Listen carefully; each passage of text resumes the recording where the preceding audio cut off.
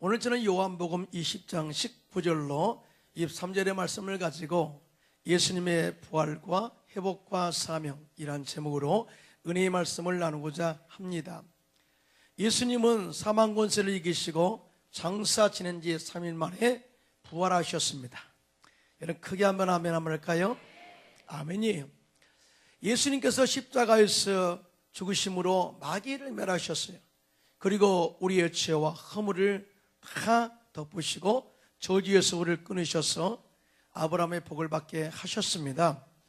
그런데 예수님께서 십자가에 죽으심으로 끝났다면 우리에게는 소망이 없는 거예요. 사도 바울도 이에 대해서 고린도전서 15장 17절에 다 같이 시작. 그리스도께서 다시 살아나신 일이 없으면 너희의 믿음도 헛되고 너희가 여전히 죄 가운데 있을 것이요 우리처럼 불쌍한 자들이 없을 것이라고 이야기했습니다. 다시 말하면 예수님께서 사망 권세를 이기시고 부활하심으로 말미암아 우리에게 영생의 은혜를 허락하셨고 우리의 미래에 대한 소망과 희망을 주신 것이죠. 여러분 믿으시면 아멘. 특히 오늘 부활하신 예수님을 만났던 제자들은 감동 그 자체로 끝나는 것이 아니라 그들의 삶 가운데 놀라운 변화의 역사를 경험하게 되는 것을 보게 됩니다. 그러므로 오늘 역시 우리 사망 권세를 이기시고 부활하신 예수님을 만남으로 말미암아 예수님의 제자처럼 삶 속의 변화와 영성이 회복되기를 주님의 이름으로 축원합니다. 자, 그러면 부활의 주님을 만나면 어떤 역사와 회복이 있게 될까요? 첫째로 영적 회복의 역사가 우리 가운데 일어나게 됩니다. 할렐루야. 오늘 본문 요한복음 20장 19절로 20절인데요 다 같이 합독합니다. 시작. 이날 곧 안식 후 첫날 저녁 때에 제자들이 유대인들을 두려워하여 모인 곳의 문들을 닫았더니 예수께서 오사 가운데 서서 이르시되 너희에게 평강이 있을지어다. 이 말씀을 하시고 손과 옆구리를 보이시니 제자들이 주를 보고 기뻐하더라. 아멘.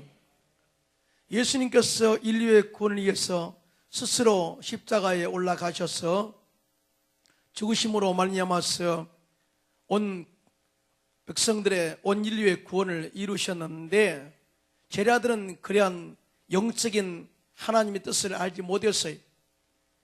그들은 예수님을 따라다니면서 장차 예수님이 유대인들을 로마 압제로부터 자유케 할 것이고 그리고 임금이 되어서 우리들을 올바른 길로 이끌어 갈 것이라고 희망을 가지고 따라다녔습니다. 그런데 그 예수님이 십자가에 달려 돌아가시자 그들의 마음속에 실망과 절망과 심지어 두려움까지 그 속에 있게 된 것을 보게 됩니다. 여러분 영적으로 침체된 사람들에게 미래에 대한 어떤 희망을 기대할 수 있을까요? 사명을 기대할 수 있을까요? 절대 그럴 수 없습니다. 특히 제자들은 죄책감과 두려움에 더욱더 시달렸는데 그 이유가 이렇습니다. 예수님께서 함께 그들과 사역하실 때에 그들의 마음속에는 항상 미래에 대한 희망이 있었어요. 그래서 예수님께서 잡혀가신다면 우리도 함께 갈 것이고 예수님께서 감옥에 가신다면 함께 들어가겠고 예수님께서 만약에 죽으신다면 함께 우리도 따라 죽겠습니다 라고 결단했던 그들의 이 모습이 있었어요. 그런데 그렇게 고난받을 때 함께 있어야 할 그들이 예수님을 모른다고 부인하고 또 배신하고 떠났기 때문에 그에 따른 그 마음속의 죄책감이 그들을 억눌렀어요. 뿐만 아니라 예수님을 잡아 죽였던 유대인들이 반드시 우리들도 찾아서 죽일 거야 이런 마음의 두려움으로 가득 차 있었습니다. 그래서 그들이 문을 잠그고 밀폐된 공간에 있을 때에 예수님께서 부활하셔서 그들 가운데 나타나셔서 너에게 평강이 있을지어다 그렇게 말할 때 정말 그 마음속에 영적 회복의 은혜가 다시 일어나게 된 것을 보게 됩니다. 예수님의 이 한마디가 불안에서 떨고 있던 그들을 깨우게 되었고 죄책감에 사로잡혔던 그들을 죄의식에서 탈출하게 하셨고 영적으로 회복하는 그런 은혜를 체험하게 된 것을 보게 됩니다. 왜냐하면 그들의 불안한 마음이 기쁨으로 변화됐거든요. 그러므로 우리도 역시 영적 회복의 능력을 체험하기 원한다면 부활의 주님을 만나게 되시기를 주님의 이름으로 축원합니다. 그래야만이 우리 마음속에 불안이 사라지게 되고 두려움이 사라지게 되고 죄의식이 사라지게 되고 미래의 소망과 희망을 기대할 수 있게 되는 것입니다. 사랑하는 성도 여러분, 영적 침체와 또 평안이 없는 이 원인은 뭐냐? 죄로 말미암아 우리에게 다가오는 거예요. 죄라는 것은 하나님과 우리 사이를 이간질하고 또 단절하고 또 파괴하는 그런 일들을 자행합니다. 뿐만 아니라 인간과 인간 사이의 관계를 끊게 하고 서로 미워하고 또 시기하고 질투하고 싸우게 만들어 버립니다. 그런데 예수님께서 십자가에서 죽으심으로 말미암아 하나님과 우리 사이에 막힌담을 하시고 또 화목케 하는 하나님의 은혜를 허락하셨어요. 관계 회복에 은혜를 주신 것입니다. 뿐만 아니라 인간과 인간 사이에 화목도 가져오게 된 것이 로마서 5장 10절로 11절입니다. 시작. 곧 우리가 원수 되었을 때에 그의 아들의 죽으심으로 말미암아 하나님과 화목하게 되었은즉 화목하게 된 자로서는 더욱 그의 살아나심으로 말미암아 구원을 받을 것이니라. 그뿐 아니라 이제 우리로 화목하게 하신 우리 주 예수 그리스도로 말미암아 하나님 안에서 또한 즐거워하느니라. 여러분 믿으시면 아멘. 하나님과 화목하게 된 자는 그 안에 기쁨이 일어나게 되고 감사가 일어나게 되고 그 안에 즐거움과 기쁨이 충만하게 된다고 말씀하고 있어요. 그러므로 우리 역시 부활의 주님을 만남으로 말미암아 죄로부터 자유함을 얻게 되고 기쁨이 회복되어지고 사명이 회복되어지고 하나님의 능력과 권세가 회복되는 은혜를 체험하게 되시기를 주님의 이름으로 축원합니다. 우리가 주님과 화목하는 은혜를 체험할 때에 우리가 또한 다른 사람들에게 하나님과 인간 사이에 화목케 하는 예수 그리스도를 담대하게 전할 수가 있어요. 고린도서 5장 18절입니다. 시작. 모든 것이 하나님께로서 났으며 그가 그리스도로 말미암아 우리를 자기와 화목하게 하시고 또 우리에게 화목하게 하는 직분을 주셨으니라고 말씀하고 있어요.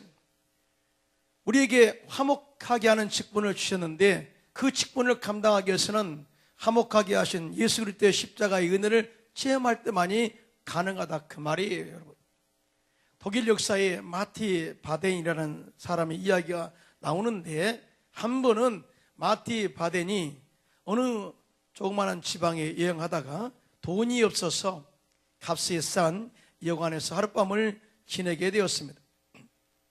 그런데 아침에 깨어보니까 자기의 구두가 없어졌어요. 얼마나 화가 났던지 하나님께 이렇게 원망했어요. 하나님, 이 가난한 사람 신발을 돌아가도록 도둑질해 가도록 왜 가만히 보고 계십니까? 그리고 그 신발을 가져간 사람을 막 저주하고 욕했어요. 그때 한 친구가 헌 신발을 빌려주면서 오늘 주일이니까 교회 갑시다. 그래서 마지못해서 마티는 교회에 가게 되었어요. 그런데 예배를 드리는데 사람들 중에서 두 다리가 없는 사람이 하나님께 예배 드리는데 눈물을 흘리며 찬양하고 눈물을 흘리면서 기도하고 하나님께 영광 돌리는 모습을 보게 된 거예요. 이 모습을 지켜본 마티는 자신의 모습에 몹시 부끄러웠다고 합니다.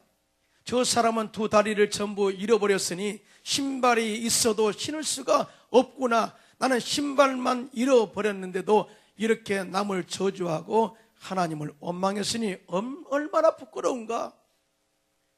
그래서 마티는 그 자리에서 회개하고 자복하고 예수님을 가슴 깊이 받아들이고 나니까 그때부터 그의 삶 가운데 변화가 일어나게 된 것입니다. 항상 모든 일에 긍정적으로 생각하자.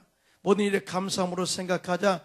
모든 것을 합력해서 이룰 것을 믿고 감사하자. 이렇게 삶의 패턴을 바꿨더니 그의 삶을 하나님께서 축복하는 것을 우리에게 느끼게 되었습니다. 그 이후로 하나님께서 그의 생애를 축복하셔서 마침내 하나님의 축복으로 국민들로부터 존경을 받는 독일의 재무장관이 되었다고 간증하고 있습니다. 할렐루야.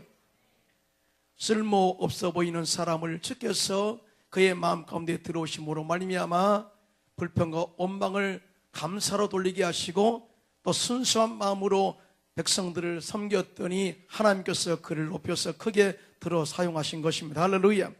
이와 같이 부활의 예수님을 만나면 불평이 사라지고 영적 회복 역사가 임하게 되고 사명이 회복된 역사가 일어나는데 저와 여러분의 삶 속에도 이러한 역사가 넘쳐나기를 예수 이름으로 축원합니다. 예수님은 평강의 왕으로 이 땅에 오셨어요. 화평의 왕으로 오셨어요. 그래서 제 아들에게 요한복음 14장 27절에 시작, 평안을 너에게 끼치노니 곧 나의 평안을 너에게 주노라. 내가 너에게 주는 것은 세상이 주는 것과 같이 아니하리라. 너희는 마음에 근심하지도 말고 두려워하지도 말라. 할렐루야. 우리 안에 예수님, 즉 부활의 예수님이 들어오게 되면 죄로부터 자유함을 받아서 죄책이 사라지게 되고 우리의 마음 가운데 불안이 사라지게 되고 두려움이 사라지게 되고 평강이 임하게 될 줄로 믿습니다. 그럴 때 하나님께서 우리에게 사명을 회복하셔서 귀하게 복되게 사용하는 것입니다. 할렐루야. 둘째로 부활의 주님을 만나게 되면 성령 충만의 능력을 받아서 하나님께 귀하게 쓰임받게 되는 역사가 일어납니다. 할렐루야. 오늘 본문 요한복음 20장 21절 22절인데요 다 같이 시작. 예수께서 또 이르시되 너에게 평강이 있을지어다. 아버지께서 나를 보내신 것 같이 나도 너희를 보내노라.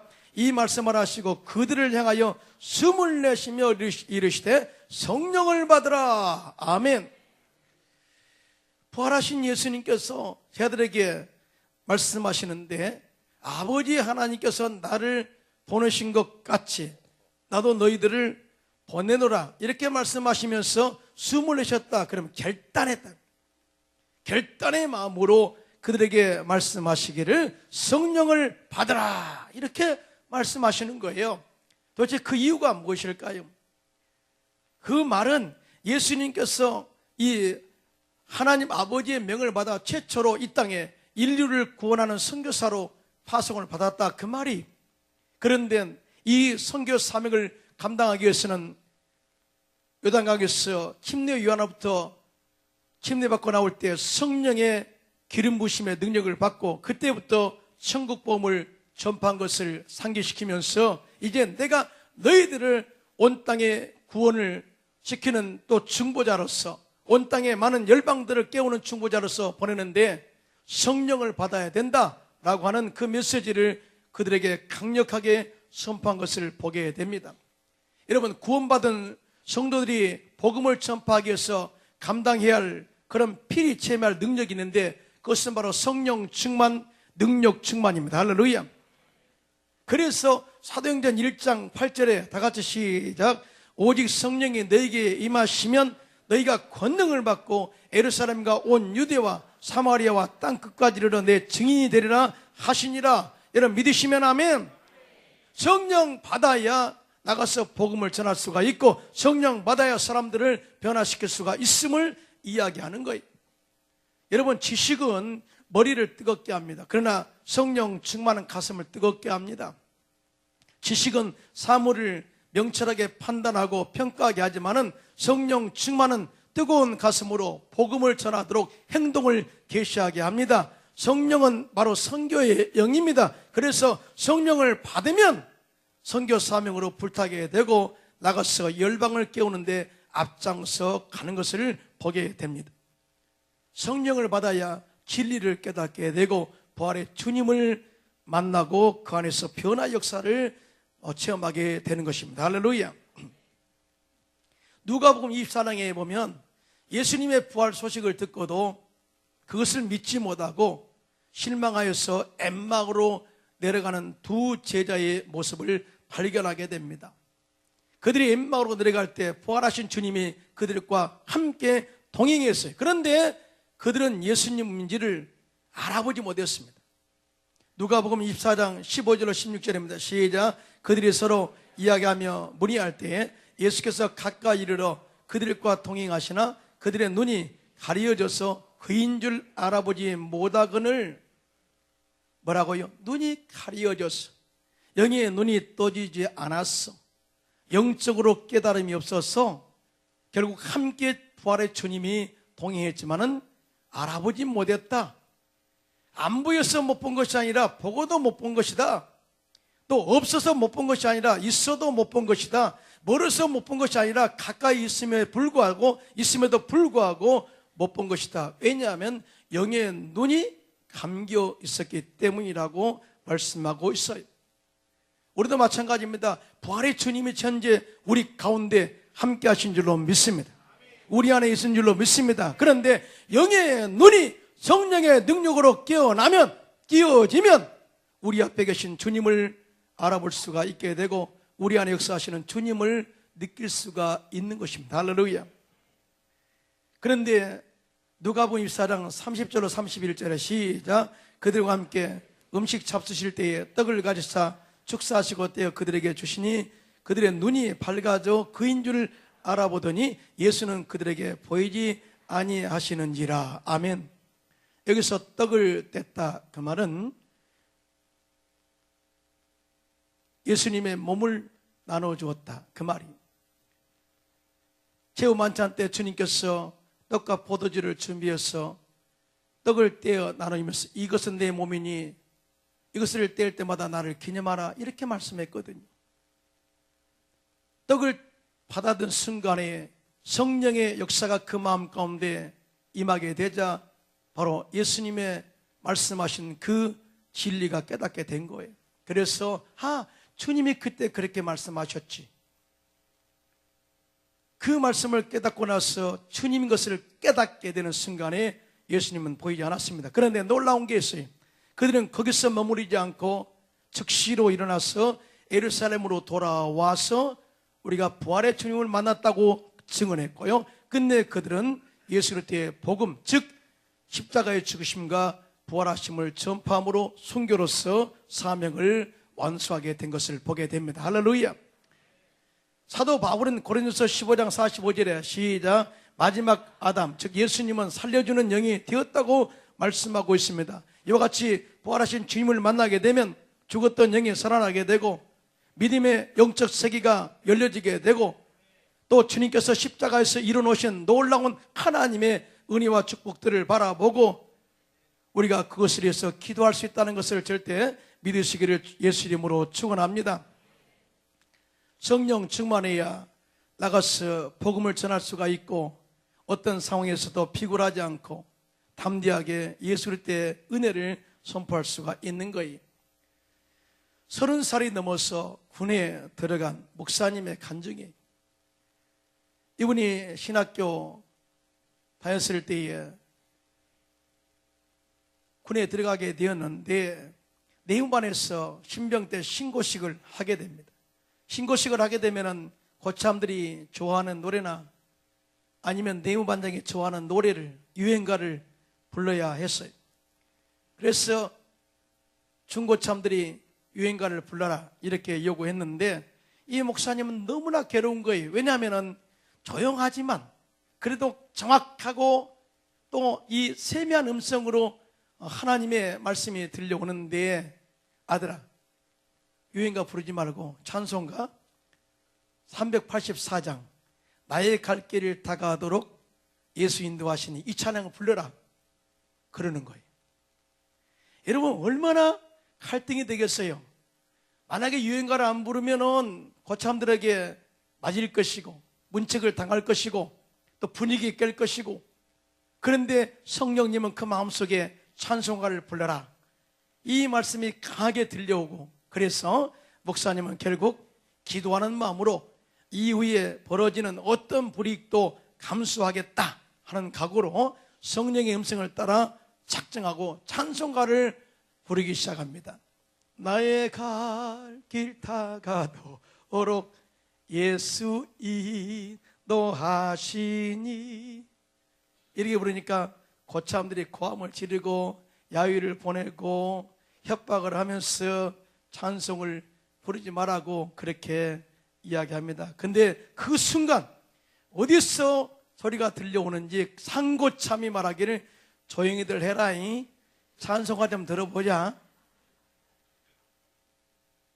상고참이 이야기하니까 모든 사람들이 아무 말도 못하고 조용하게 찬송가를 끝까지 부를 수가 있게 되었습니다. 할렐루야.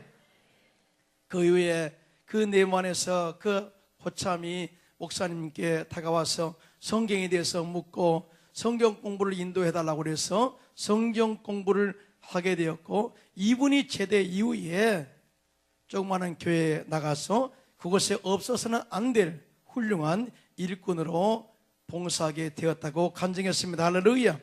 목사님이 고백하기를 이와 같이 성령님은 때로는 잔잔하고 고요하게, 때로는 급하고 강하게 우리에게 다가오셔서 환경을 초월하여 복음을 전하는 사명을 감당하게 하셨다고 고백했습니다. 할렐루야. 이런 역사가 저와 여러분에게도 넘쳐나기를 주님의 이름으로 축원합니다. 성령 충만 받으면 환경을 초월한 담대함과 능력이 우리 속에서 불같이 일어나게 되는 거예요. 여러분 아시죠? 예수님의 제자들 성령 받기 전에 얼마나 겁쟁이들이었어요. 유대인들이 두려워서 숨었고 목숨 건지려고 예수님 배반했고, 그런데 부활의 주님을 만난 이후에 그들이 성령 충만을 위해서 마가의 달 앞에서 간절히 기도합니다. 그때 위로부터 급하고 강한 바람 같은 소리가 그들 가운데 임하게 되고 성령의 불이 그들 각 사람에게 넘치게 채워짐으로 말미암아 그들 가운데 영적 회복이 있게 된 이후에 나가서 예루살렘 시내에 나가서 복음을 전합니다. 너희가 십자가에 못 박았던 그 예수가 다시 살아났다 했을 때 그들이 깜짝 놀라는 거예요. 너희들이 메시아를 죽였다 그렇게 이야기할 때 형제여 우리가 어찌할꼬. 그때 베드로가 말하기를 회개하고 죄사함을 받으라. 그리고 예수 그리스도의 이름으로 죄사함을 받으라. 그리하면 성령을 선물로 주리라. 할렐루야. 죄사함의 은혜 이후에는 성령의 능력을 받게 된다 그 말이죠. 바로 예수님의 제자들도 성령의 능력을 받고 나가서 복음을 전할 때 예수 그리스도의 십자가의 능력이 힘있게 전파되었고, 이 복음을 전할 때 복음을 들었던 사람들의 마음속에 회개와 감동과 그다음에 이 죄의 은혜의 사함에 대해서 체험하게 됐다 그 말인 것입니다. 우리도 마찬가지입니다. 우리가 성령 충만해서 복음을 전할 때 듣는 사람들의 마음을 감동시켜서 죄를 회개하게 하고 예수를 영접하게 하고 구원받는 역사가 있게 될 줄로 믿습니다. 제자들이 나가서 복음을 전할 때 그날에 회개하고 예수를 믿게 된 숫자가 3,000명이나 되었다고 증언하고 있습니다. 우리 교회가 이제 전도하게 되면은 무작정 전도해서는 안 돼요. 성령의 충만한 능력을 받고 나가서 예수를 때에 복음을 전할 때에 듣는 자에게 감동이 되고 은혜가 되고 또 죄 있는 자는 회개 역사를 이끌어낼 때 그 사람이 온전한 구원의 판결에 설 수 있다는 것을 절대 믿으시기를 주님의 이름으로 축원합니다. 성령 받아야 주님이 쓰십니다. 할렐루야. 마지막 세 번째로 부활의 주님을 만나게 되면 잃어버렸던 사명이 회복되어지고 귀하게 하나님의 도구로 쓰임받게 되는 것을 보게 됩니다. 할렐루야. 오늘 보면 요한복음 20장 21절입니다. 시작. 예수께서 또 이르시되 너에게 평강이 있을지어다. 아버지께서 나를 보내신 것 같이 나도 너희를 보내노라. 아멘. 자, 부활하신 예수님이 제자들에게 아주 명하신 가장 강력한 메시지가 바로 이것입니다. 아버지께서 나를 이 땅에 선교사로 보내신 것 같이 나도 이제 너희들을 온 열방을 깨우는 선교사로 파송하겠다. 그런데 이 선교사 파송이란 메시지는요, 부활 이후에만 말씀하신 것이 아니라 예수님께서 십자가를 지시기 전에도 제자들에게 계속해서 매번 말씀하신 메시지, 너희는 온 천하에 다니며 만민에게 복음을 전파하라. 뿐만 아니라 너희는 가서 모든 민족으로 제자를 삼아 아버지와 아들과 성령의 이름으로 침례를 베풀고 내가 너에게 분부한 모든 것을 가르쳐 지키게 하라. 또 승천하시기 전에 오직 성령이 너에게 마시면 너희가 권능을 받고 예루살렘과 온 유대와 사마리아와 땅까지 이런 데 증인되라. 이렇게 계속해서 메시지를 선포하셨어요. 이것은 바로 우리의 사명이 또렷한 것을 이야기해 준 겁니다. 우리의 존재의 목적은 하나님의 영광을 위해서 사는 거예요. 할렐루야. 뿐만 아니라 은혜와 은사를 받아서 교회 공동체의 유익을 위해서 헌신하는 거예요. 그런데 최종적인 목적이 있습니다. 은사도 중요하고 능력 받는 것도 중요하고 복 받는 것도 중요하고 봉사도 중요해요. 그러나 최종적으로 주님이 우리를 선택한 목적은 뭐냐? 너희는 온 천하에 다니며 만민에게 복음을 전파하라. 할렐루야. 이것을 온전히 이루시기 위해서 우리를 택하신 이유다 그 말이죠. 이유다 그 말이죠. 그래서 내가 너희를 이제 보낸다 이렇게 이야기하고 있는 것입니다. 우리 교회는 올해 미션 월드와 미션 코리아를 통해서 단기 선교를 가게 됩니다. 미션 월드는 약 10개국으로 선교 지역을 정해서 나라를 정해서 가게 되는데요. 여러분들도 성령 충만 받고 영적으로 회복해서 선교사에게 많이 지원하시고 동참하는 저와 여러분들 세계를 주님의 이름으로 축원합니다. 그런데 이것도 내 힘으로 안 돼요. 부활의 주님을 만나고 영적으로 회복되어질 때 주님이 우리를 이끌 때만이 가능할 줄로 믿습니다. 예수님께서는 사명감을 저버리고 옛날 직업으로 다시 돌아갔던 베드로, 고기 잡으러 간 베드로를 찾아가셔서 그의 마음의 상처를 치료하시고 죄책감을 다 사해해 주시고 성령의 기름 부으시고 다시 사람을 낚는 업으로 사용하겠다고 또 사용하신 것을 보게 됩니다.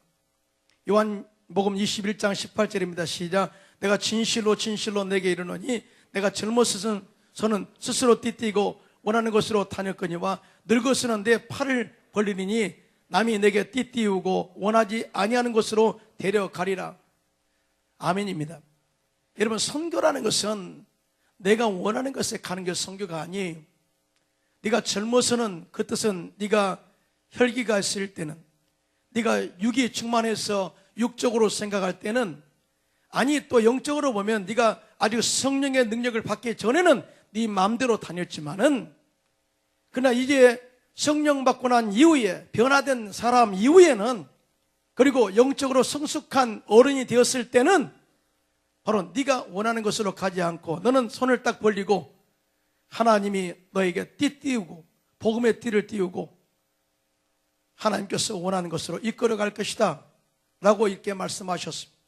이 말은 바로 베드로가 어떻게 복음을 전하다가 최후의 죽음을 맞이할 것이라는 것을 예언한 말씀이라고 성경은 말씀하고 있습니다.